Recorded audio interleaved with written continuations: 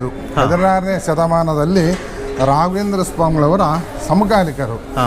ಅವರು ಫಸ್ಟು ಪೂಜೆ ಮಾಡಿದವರು ಅಂದರೆ ರಾಯರ ಪಂಚಮುಖಿ ಪ್ರಾಣದೇವರು ಒಂದು ಚಿಕ್ಕ ವಯಸ್ಸಿನ ಹುಡುಗ ಅಂದರೆ ಒಂದು 12 ವರ್ಷದ ಹುಡುಗನಾಗಿ ಅಲ್ಲಿಂದ ಇಲ್ಲಿ ಕರ್ಕೊಂಬಂದಿದ್ದಾರೆ. ನಮ್ಮ ಮನೆಯಿಂದ ಇಲ್ಲಿಗೆ ಕರೆದುಕೊಂಡು ಬಂದು ಈ ಗುಹೆಯಲ್ಲಿ ತೋರಿಸಿದ್ದಾರೆ.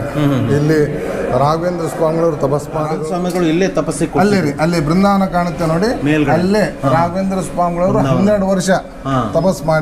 ಆತ್ಮೀಯ ವೀಕ್ಷಕರೇ, ನಾನೀಗ ರಾಯಚೂರಿನ ಗಾನದಾಳ ಗ್ರಾಮದ ಪಂಚಮುಖಿ ಕ್ಷೇತ್ರದಲ್ಲಿದ್ದೇನೆ. ಸೊ ನನ್ನ ಹಿಂದ್ಗಡೆ ಏನು ಕಾಣ್ತಾ ಇದ್ರಲ್ಲ, ಇದು ಪಂಚಮುಖಿ ಆಂಜನೇಯನ ಕ್ಷೇತ್ರ. 16ನೇ ಶತಮಾನದಲ್ಲಿ ಶ್ರೀ ಗುರು ರಾಘವೇಂದ್ರರು ಇಲ್ಲೇ ಧ್ಯಾನಶಕ್ತರಾಗಿ ಕುಳಿತಿರುವಾಗ ಪಂಚಮುಖಿ ಆಂಜನೇಯ ಸ್ವಾಮಿ ಅವರಿಗೆ ದರ್ಶನವನ್ನಿತ್ತು ಅವರಿಗೆ ಒಂದು ಆಶೀರ್ವಾದವನ್ನು ಮಾಡಿರ್ತಾನೆ. ತದನಂತರ ಇಲ್ಲಿಂದನೇ ಮಂತ್ರಾಲಯಕ್ಕೆ ಹೋಗಿ ಗುರು ರಾಘವೇಂದ್ರರು ವೃಂದಾವನಸ್ಥರಾದರು ಅಂತ ಹೇಳಲಾಗ್ತದೆ. ಈಗ ನನ್ನ ಜೊತೆ ಈ ಪಂಚಮುಖಿ ಕ್ಷೇತ್ರದ ವಂಶಪಾರಂಪರಿಕವಾಗಿ ಅರ್ಚಕ ಸೇವೆಯನ್ನು ಮಾಡ್ತಾ ಇರುವಂತಹ 6ನೇ ತಲೆಮಾರಿನವರಾದಂತಹ ಶ್ರೀ ಶ್ಯಾಮಾಚಾರ್ಯರಿದ್ದಾರೆ. ಸೊ ಅವರಿಂದ ಈ ಪಂಚಮುಖಿ ಕ್ಷೇತ್ರದ ಒಂದು ಮಹಾತ್ಮೆಯನ್ನು ಕೇಳೋಣ. ಗುರುಗಳೇ ನಮಸ್ಕಾರ. ನಮಸ್ಕಾರ. ಶ್ರೀ ಗುರುಭ್ಯೋ ನಮಃ. ಹರಿ ಓಂ. ಕಲ್ಯಾಣಾದ್ಭುತಗಾತ್ರಾಯ ಕಾಮಿತಾರ್ಥಪ್ರದಾಯನೆ ಶ್ರೀಮದ್ ವೆಂಕಟನಾಥಾಯ ಶ್ರೀನಿವಾಸಾಯ ಮಂಗಳಂ. ಮಣಿಮಾಶಾಸ್ತ್ರ ವಿದ್ವಂಸಂ ಅಣಮಾದಿಷ್ಟ ಸಿದ್ಧಂ ಗಾಣದಾಳ ಪುರಾಧೀಶಂ ಪಂಚಮುಖಂ ಅಹಂ ಭಜೆ. ಪೂಜ್ಯಾಯ ರಾಘವೇಂದ್ರಾಯ ಸತ್ಯಧರ್ಮರತಾಯ ಚ ಭಜತಾಂ ಕಲ್ಪವೃಕ್ಷಾಯ ನಮತಾಂ ಕಾಮಧೇನವೇ. ಇದು ಗಾಣದಾಳ ಕ್ಷೇತ್ರ, ಪಂಚಮುಖಿ ಕ್ಷೇತ್ರ ಅಂತ ಕರೀತಾರೆ. ಇಲ್ಲಿ ರಾಘವೇಂದ್ರ ಸ್ವಾಮಿಗಳವರು ತಪಸ್ಸು ಮಾಡಲು ಕಾರಣವೇನೆಂದರೆ ಇದು ಒಂದು ಗುಹೆ. ಆ ಗುಹೆಯಲ್ಲಿ ಏನು ರಾಮ ಲಕ್ಷ್ಮಣ ಕಪಿಸೈನ್ಯ ಅವರು ಬಂದು ಇಲ್ಲಿ ಆ ಗುಹೆಯಲ್ಲಿ ವಿಶ್ರಾಂತಿ ಪಡೆದಿರುವ ಸ್ಥಳ ಇದೇ ಗುಹೆಯಲ್ಲಿ ಒಳಗಡೆ ಈಗ ಹೋಗ್ತಾ ಇದ್ದೇವೆ ನಾವು. ಹಾಗಾಗಿ ರಾಘವೇಂದ್ರ ಸ್ವಾಮಿಗಳವರು ಇಲ್ಲಿ 12 ವರ್ಷ ತಪಸ್ಸು ಮಾಡಿದ್ದಾರೆ. ಎಲ್ಲಿ ಇರ್ತಿದ್ರು ಅವರು? ರಾಘವೇಂದ್ರ ಸ್ವಾಮಿಗಳವರು ಆ ಗುಹೆಯಲ್ಲೇ ಇರ್ತಿದ್ರು, ಇಲ್ಲೇ ಇದ್ರು 12 ವರ್ಷ.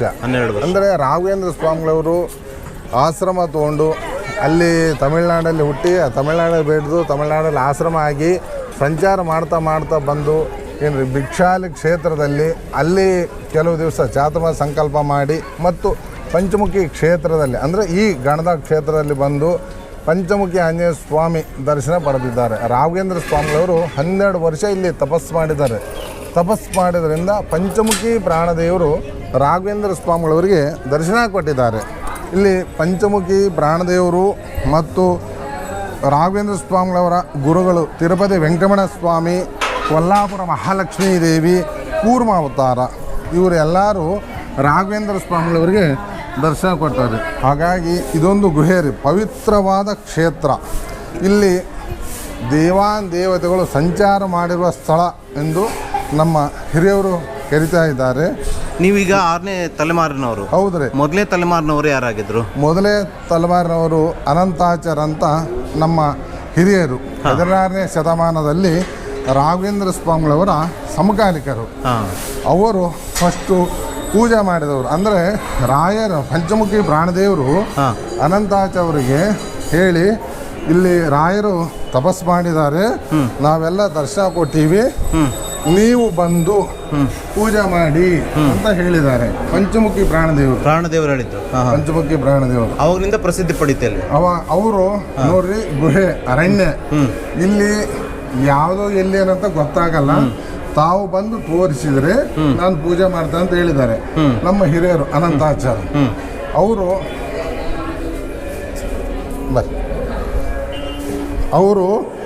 ಅನಂತಾಚಾರ್ಯ ಮರುದಿವಸ ಪಂಚಮುಖಿ ಪ್ರಾಣದೇವರು ಒಂದು ಚಿಕ್ಕ ವಯಸ್ಸಿನ ಹುಡುಗ ಅಂದರೆ ಒಂದು 12 ವರ್ಷದ ಹುಡುಗನಾಗಿ ಅಲ್ಲಿಂದ ಇಲ್ಲಿ ಕರ್ಕೊಂಬಂದಿದ್ದಾರೆ.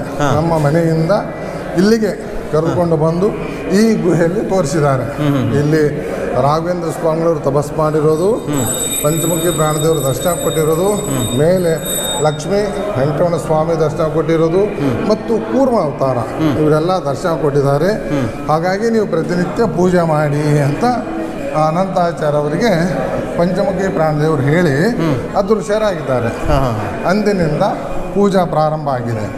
ಮೊದಲೇ ತಲೆಮಾರವ್ರು ಹಾಗಾದರೆ ಅನಂತಾಚಾರ್ಯ ಅವರು ಇಲ್ಲಿ ವಿಶೇಷ ದಿವಸಗಳಲ್ಲಿ ಏನ್ರಿ ರಾಮನವಮಿ ಜಾತ್ರೆ ಆಗುತ್ತೆ, ಆಮೇಲೆ ದಸರಾ, ದೀಪಾವಳಿ ಮತ್ತು ಮಾರ್ಗಶಿರ ಮಾಸದಲ್ಲಿ ಲಕ್ಷ ತುಳಸಿ ಅರ್ಚನೆ, ಪ್ರತಿ ಹುಣ್ಣಿ ಹೋಮ, ಪ್ರತಿ ಅಮಾವಾಸ್ಯೆ ದಿವಸ ರಥೋತ್ಸವ, ಪೂಜೆ, ಬೆಳಗ್ಗೆ ಪೂಜೆ ಮತ್ತು ಆಮೇಲೆ ಸಂಜೆ ರಥೋತ್ಸವ ಇರ್ತಾರೆ. ಈಗ ನಾವು ಅನಂತಾಚಾರ ವಂಶಸ್ಥರೇ 6ನೇ ತಲೆಯವರು, ಅಲ್ಲಿಂದ ವಂಶ ಪರಂಪರೆ ಪೂಜೆ ಮಾಡಿಸ್ಕೊಂಡ್ ಬಂದಿದ್ದಾರೆ. ಪ್ರತಿನಿತ್ಯ ಪೂಜೆ ನಡೀತಾ ಇದೆ.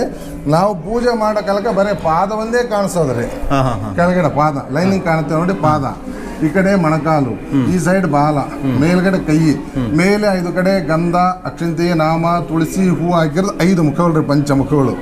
ಮಧ್ಯದಲ್ಲಿ ಆಂಜನೇಯ ಸ್ವಾಮಿ, ನಾರಸಿಂಹ, ಗರುಡ, ಹಯಗ್ರೀವ, ವರಹ 5 ಅವತಾರ. ಅಂದ್ರೆ ಸ್ವಯಂ ರೇ ಉದ್ಭವ ಆಗಿರೋ ದೇವರು ರಾಘವೇಂದ್ರ ಸ್ವಾಮಿಗಳವರಿಗೆ ದರ್ಶನ ಕೊಟ್ಟಿರೋದು. ರಾಘವೇಂದ್ರ ಸ್ವಾಮಿಗಳು ಇಲ್ಲೇ ತಪಸ್ಸಿಗೆ ಅಲ್ಲೇ ರೀ, ಅಲ್ಲಿ ಬೃಂದಾವನ ಕಾಣುತ್ತೆ ನೋಡಿ, ಅಲ್ಲೇ ರಾಘವೇಂದ್ರ ಸ್ವಾಮಿಗಳವರು 12 ವರ್ಷ ತಪಸ್ ಮಾಡಿದ್ದಾರೆ. ಪಂಚಮುಖಿ ಪ್ರಾಣದೇವರು ಅವರಿಗೆ ದರ್ಶನ ಕೊಟ್ಟಿದ್ದಾರೆ. ರಾಘವೇಂದ್ರ ಸ್ವಾಮಿಗಳು ನೋಡಿ ಬೃಂದಾವನ ಕಾಣ್ತಾ ಇದೆಯಲ್ಲ, ಅಲ್ಲೇ ತಪಸ್ ಮಾಡಿರುವ ಸ್ಥಳ 12 ವರ್ಷ 16ನೇ ಶತಮಾನದಲ್ಲಿ ಅವ್ರು ತಪಸ್ ಮೆಚ್ಚಿ ಪಂಚಮುಖಿ ಪ್ರಾಣದೇವರು ಇಲ್ಲಿ ಈ ಬಂಡೆಯಲ್ಲೇ ದರ್ಶನ ಕೊಟ್ಟಿದ್ದಾರೆ, ಕಲ್ಲಿನಲ್ಲಿ ಏನ್ರಿ. ಆಮೇಲೆ ಮೇಲೆ ತಿರುಪತಿ ವೆಂಕಟರಮಣ ಸ್ವಾಮಿ, ಕೊಲ್ಲಾಪುರ ಮಹಾಲಕ್ಷ್ಮಿ ದರ್ಶನ ಕೊಟ್ಟಿದ್ದಾರೆ. ಅಂದ್ರೆ ರಾಘವೇಂದ್ರ ಸ್ವಾಮಿಗಳವರು ಕುಲದೇವರು. ತಿರುಪತಿ ವೆಂಕಟರಮಣ ಸ್ವಾಮಿ, ಕೊಲ್ಲಾಪುರ ಮಹಾಲಕ್ಷ್ಮೀ ದೇವಿ, ಇವರೆಲ್ಲರೂ ಅವರಿಗೆ ದರ್ಶನ ಕೊಟ್ಟಿದ್ದಾರೆ. ಇಲ್ಲಿ ಕೂರ್ಮ ಅವತಾರ ಈ ಕಡೆ ಇದ್ರಿ ಬಂಡೆಗಿದೆ, ಕೂರ್ಮ ಅವತಾರ ಅವರು ರಾಘವೇಂದ್ರ ಸ್ವಾಮಿಗಳವರಿಗೆ ದರ್ಶನ ಕೊಟ್ಟಿದ್ದಾರೆ. ಆಮೇಲೆ ನಮ್ಮ ಹಿರಿಯವರು ಅನಂತಾಚಾರ್ಯ ಎಂಬುವರು ಈಶ್ವರ, ನಾಗಪ್ಪ, ಗಣಪತಿನ ಪ್ರತಿಷ್ಠಾಪನೆ ಮಾಡಿದ್ದಾರೆ. ನಮ್ಮ ಹಿರಿಯವರು ಅನಂತಾಚಾರ್ಯ ಅವರು ಸದ್ಯ ಅನಂತಾಚಾರ್ಯ ಆಗಿನ ಕಾಲದಲ್ಲೇ ಏನ್ರಿ ಅವಾಗೆ ಅವರು ಪ್ರತಿಷ್ಠಾಪನೆ ಮಾಡಿದ್ದಾರೆ. ಅಂದಿನಿಂದ ಇಂದಿನವರೆಗೂ ಪ್ರತಿನಿತ್ಯ ಪೂಜಾದಿ ಕಾರ್ಯಕ್ರಮ ನಡೀತಾ ಇದ್ದಾರೆ. ಇಲ್ಲೆಲ್ಲ ಬಂಡೆಗಳು ಇದೆಲ್ಲ ಗುಹೆನೆ ನೋಡ್ರಿ, ಮೇಲೆ ಬಂಡೆ ರೀ, ಅಲ್ಲಿಂದ ಹಿಡಿದು ಇಲ್ಲಿವರೆಗೆ ಬಂಡೆನೆ ಏನ್ರಿ. ಇದು ಮೇಲೆ ಬಂಡೆ, ಇದು ಲಕ್ಷ್ಮಿ, ಈ ಬಂಡೆ ಕೂರ್ಮಾವತಾರ, ಆ ಬಂಡೆಗೆ ವೆಂಕಟರಮಣ ಸ್ವಾಮಿ, ಇಲ್ಲಿ ಪಂಚಮುಖಿ ಪ್ರಾಣದೇವರು. ಅಲ್ಲಿ ಗದ ಇಟ್ಟಿರೋದು ನೋಡ್ಬೋದು ನಾವು. ಅದು ವೆಂಕಟರಮಣ ಸ್ವಾಮಿ ರೀ. ಗದ ಇರೋದು ಬಂದು ಭಕ್ತರು ಕೊಟ್ಟಿರೋದು ಮೇಲೆ ಇಟ್ಟಿದ್ದೇವ್ರಿ, ಬಂದು ಭಕ್ತರು ಕಾಣಿಸಲ್ಲ ಅಂತ. ಆದ್ರೆ ವೆಂಕಟರಮಣ ಸ್ವಾಮಿ ಇರೋದು ಅಲ್ಲಿ ಮೇಲೆ. ಅಂದ್ರೆ ಹರಿ, ವಾಯು, ಗುರುಗಳು ಎಲ್ಲಾರು ಇದ್ದಾರೆ. ರಾಯರು ತಪಸ್ ಮಾಡಿದ್ರಿಂದ ಪಂಚಮುಖಿ ಪ್ರಾಣದೇವರು, ತಿರುಪತಿ ವೆಂಕಟರಮಣ ಸ್ವಾಮಿ, ಕೊಲ್ಲಾಪುರ ಮಹಾಲಕ್ಷ್ಮೀ ದೇವಿ ಮತ್ತು ಕೂರ್ಮ ಅವತಾರ ಇವರೆಲ್ಲರೂ ರಾಯರಿಗೆ ದರ್ಶನ ಕೊಟ್ಟಿದ್ದಾರೆ. ನಮ್ಮ ಹಿರಿಯರು ಅನಂತಾಚಾರ್ಯ ಅವರು ಈಶ್ವರ, ನಾಗಪ್ಪ, ಗಣಪತಿನ ಪ್ರತಿಷ್ಠಾಪನೆ ಮಾಡಿದ್ದಾರೆ. ಹಾಗಾಗಿ ಇದು ಒಂದು ಪವಿತ್ರವಾದ ಕ್ಷೇತ್ರ. ಪವಿತ್ರವಾದ ಕ್ಷೇತ್ರ ಏನು ಅಂದರೆ ಕೂತ ಆಂಜನೇಯ ಸ್ವಾಮಿ ರೀ. ಕೂತ ಆಂಜನೇಯ ಸ್ವಾಮಿ ನೀವು ಸಾಕಷ್ಟು ಕಡೆ ನೋಡಿರ್ಬೋದು, ಬಹಳ ಮಟ್ಟಿಗೆ ಇರಲ್ಲ, ಕೂತಿರೋದು. ಆಮೇಲೆ ಇಲ್ಲಿ ನಮ್ಮ ಹಿರಿಯರು ಪ್ರತಿಷ್ಠಾಪನೆ ಮಾಡಿದ್ದು ನಿಂತ ಗಣಪ, ಏನು ಗಣಪತಿ ನಿಂತಿರೋದು. ಹಾಗಾಗಿ ನಿಂತ ಗಣಪ ಎಲ್ಲಿರಲ್ಲ ರೀ, ಇಡಗುಂಜಿ ಬಿಟ್ರೆ ಇಲ್ಲಿ ಅನ್ಸ್ತದೆ. ಇಲ್ಲಿ ನಿಂತ ಗಣಪ ಅಂದ್ರೆ ಸಾಕಷ್ಟು ಕಡೆ ಎಲ್ಲೋ ಒಂದು ಇಡಗುಂಜಿ ಗೋಕರ್ಣದ ಏನು ಆದ್ರೆ ನಿಂತ ಗಣಪ ಬಹಳ ಕಡಿಮೆ, ಕೂತ ಆಂಜನೇಯ ಸ್ವಾಮಿ ಬಹಳ ಕಡಿಮೆ ಅಂತದ್ದು. ಇದು ಕ್ಷೇತ್ರಗಳಲ್ಲಿ ಅವರವರು ಸೇವೆ ಮಾಡಬೇಕಂದ್ರೆ ಒಂದು 3 ತಿಂಗಳು ಭಕ್ತಿಯಿಂದ ಶ್ರದ್ಧೆಯಿಂದ ಪೂಜೆ ಸೇವೆ ಮಾಡಿದರೆ ಅವ್ರ ಇಷ್ಟ ಕಾರ್ಯಗಳು ಬೇಕಾದಂಗೆ ಆಗಿದ್ದಾರೆ. ಸಾಕಷ್ಟು ಜನಕ್ಕೆ ಸಂತಾನ ಆಗಿದೆ, ಕೋರ್ಟ್ ಕಚೇರಿ ಕೆಲಸಗಳಾಗಿದೆ, ಅವ್ರವ್ರ ಇಷ್ಟ ಕಾರ್ಯಗಳು ಏನು ಬೇಕು, ಮದುವೆ ಆಗ್ಲಾರ್ದವ್ರು ಮದುವೆ ಆಗಿದೆ, ಸಾಕಷ್ಟು ಕೆಲಸಗಳಾಗಿದೆ. ಸೇವೆ ಮಾಡಬೇಕು, ಸೇವೆ ಮಾಡೋದ್ರಿಂದ ಅವ್ರ ಕೆಲಸಗಳೆಲ್ಲ ಆಗಿದೆ. ಪ್ರತಿ ವರ್ಷ ಇಲ್ಲಿ ರಾಮನವಮಿ ದೊಡ್ಡ ಜಾತ್ರೆ ಆಗುತ್ತೆ. ಪ್ರತಿ ವರ್ಷ ರಾಮನವಮಿ ಜಾತ್ರೆ ಆಗುತ್ತೆ.